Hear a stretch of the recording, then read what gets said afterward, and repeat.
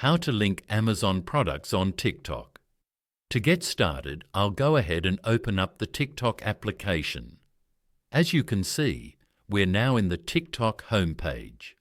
On this page, go to the bottom right corner and tap on Profile.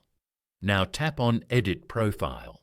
Here, you can edit your information such as your name, photo, username, bio, etc. Go to Links.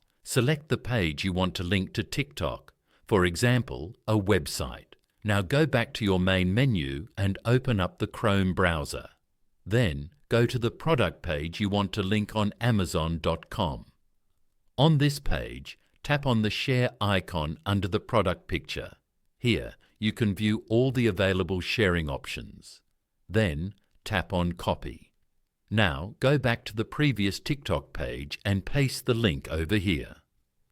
After that, tap on Save at the top right corner. You have now successfully added the Amazon link to TikTok. Now go back to your profile page. Here, you will find the Amazon link under the Bio section. Following these steps, you can easily link Amazon products on TikTok.